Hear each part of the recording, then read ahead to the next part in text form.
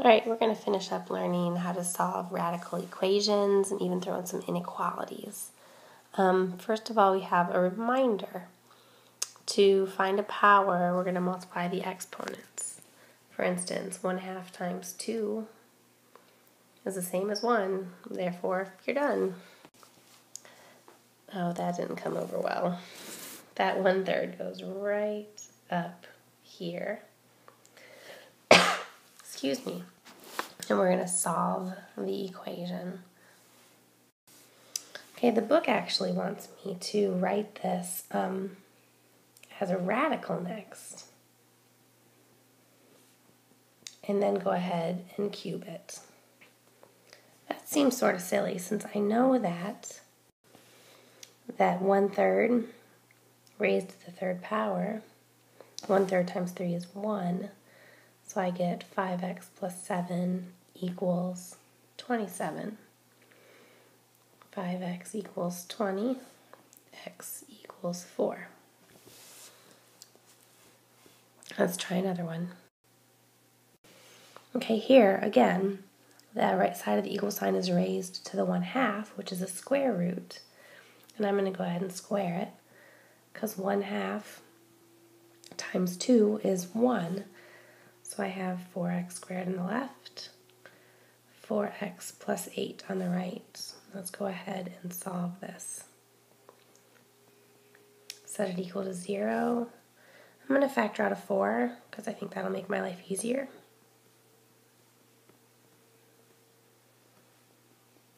And then the 4 goes away because I'm going to divide both sides by 4. And factor the trinomial. X minus 1, nope, x minus 2, x plus 1, wait a minute, nope, yeah, nope, that doesn't work, I'm missing a sign here, oh, there we go, I found it, that's a minus, and now we're good. So x equals 2, x equals -1. When I get two solutions, I need to go ahead and check my answers. So I'm going to plug in x equals 2 first. 2 times 2 equals 4 times 2 plus 8 to the 1/2. 4 equals 8 plus 8 is 16 to the 1/2. 4 equals 4. Yep. Let's try x equals -1. 2 times -1. 4 times -1. -2 is on the right. I know there's nothing that I can take the square root of that gives me a negative answer, so I already know that this isn't going to work. So I have -2 equals 4 to the 1/2. -2 equals 2 is a no. So that is my only answer. That does not work. Nope, I already checked it. Sorry. Alright, you do this one. Push pause, please. Pretty simple. So when you only get one answer, it really isn't necessary to check it. It's when you get two answers that you have to check them to make sure that they both work, or most likely which one doesn't work. Alright, oh, push pause. Okay, there we go. I'm going to check my answers on the next page though.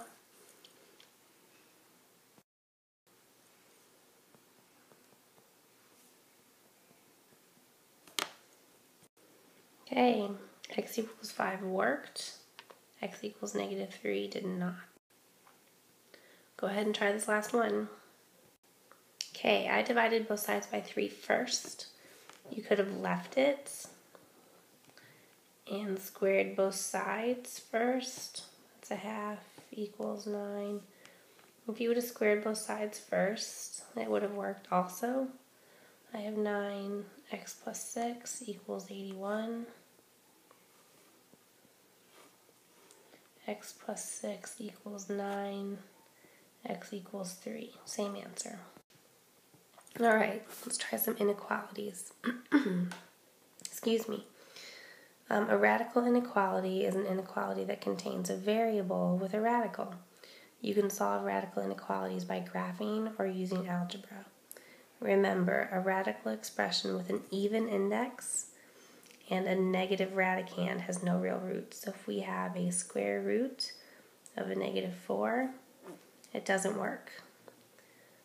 If you have a cubed root of a -8, it's -2 times -2 times -2. So you can have an odd index with a negative radicand, but you cannot have an even index with a negative radicand.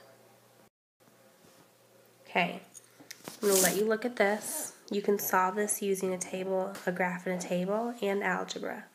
So again, looking at this with a graph and a table, go ahead and look at it and try it with your graphing calculator and see if you can get the answer.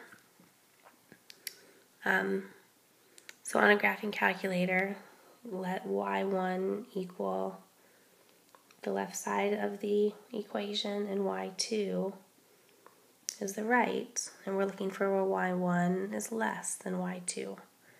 So it's hard to look at the graph, but it's easier to look at the table. The graph of y1 is at or below the graph of y2 for values of x between 3 and 21.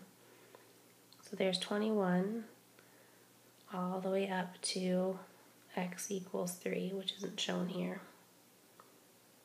So that's how you know you can go between 3 and 21. Okay? I've never liked using a graph and a table for inequalities, but I know when we did inequalities earlier with graphs and tables, some people liked it. Okay, let's try some algebra though. Okay, we're going to try to solve this. So I want to get rid of that 3 first. I have square root of 2x minus 6, subtract 3 from both sides, less than or equal to 6. Get rid of that square root. I have 2x minus 6 less than or equal to 36. Add 6 to both sides. 2x less than or equal to 42. X less than or equal to 21. Now with these problems, you actually have to consider the radicand, what's underneath the radical. So this right here can never be 0.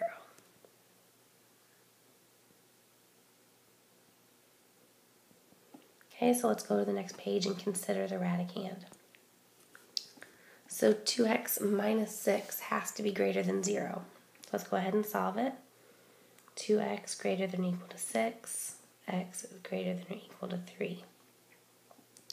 So the solution has to be both x is greater than 3, and from the previous page, x is less than or equal to 21. If you want to figure out how to write that out, you can do 21. So we go this way with 3, this way with 21. It shows me that it's an and statement. And that is the answer.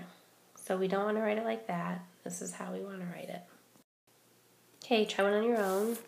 I've given you the answer for the first one because it's the graph and the table. So we're going to let y1 equal the left side, y2 is the right side, and find out where y1 is less than y2. And it looks like it's less than y2 between, I wish they could show you the 3, between 3 and 12. Algebraically, let's try it. Okay, push pause and try to solve it. There we go. I think algebraically is pretty simple. So go ahead and pick which method you like. Just make sure you know how to do it. Oh, we already did this. Try this last one on your own you're going to have to algebraically cube both sides, but graphically you can go ahead and put them in. My calculator doesn't do cubed roots, so you can do y1 equals x plus 2 caret 1/3. Same thing. Okay, so go ahead and try it. Here it looks like the solution is just x is greater than -1, which is going to be just that way. Algebraically, push pause. Okay, pretty simple. First I solved the equation for x and got x is greater than or equal to -1.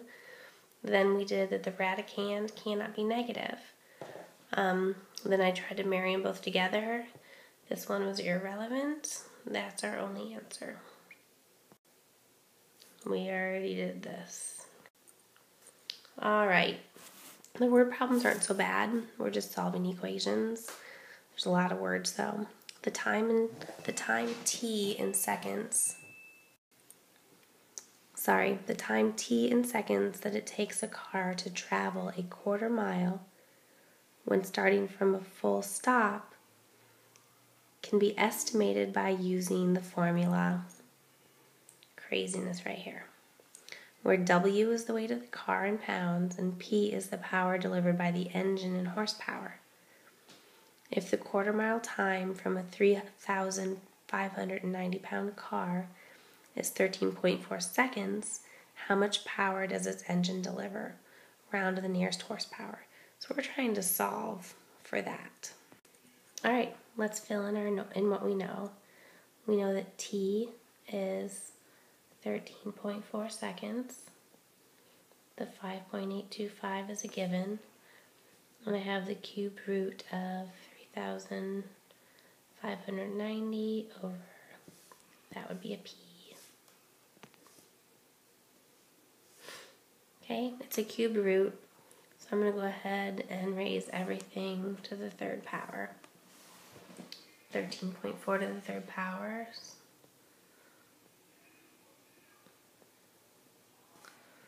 5.825. And this reduces, let's get the number right.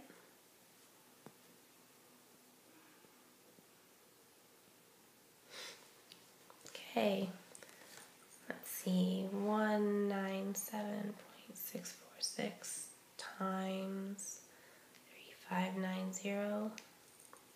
It's a big number.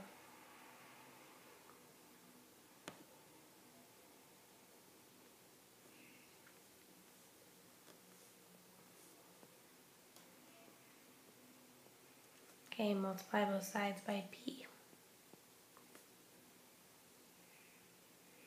And divide by this number.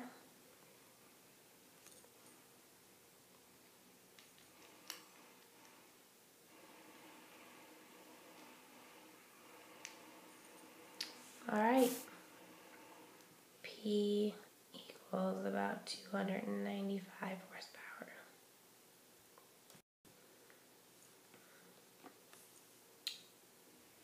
So, sorry, I divided both sides by this, so let's write that down. Okay, let's try another one. The speed S in miles per hour that a car is traveling when it goes into a skid can be estimated by using the formula S, which is speed, equals square root of 30 FD, where F is the coefficient of friction and D is the length of the skid marks in feet. A car skids to a stop on a street with a speed limit of 30 miles per hour. The skid marks measure 35 feet, and the coefficient of friction was 0.7. Was the car speeding? Explain. So we're going to use the formula to determine the greatest possible length of the driver's skid marks if he was traveling 30 miles per hour. That way we know if he was speeding or not. So what do we know from this equation? We know the friction. So I have the square root of 30. Let's write that so you can read it. times friction. We don't know the distance, but we do if they were traveling 30 miles per hour. We're trying to figure out the distance. So let's square both sides. And that gives us 900. 30 times 0.7. 21 D.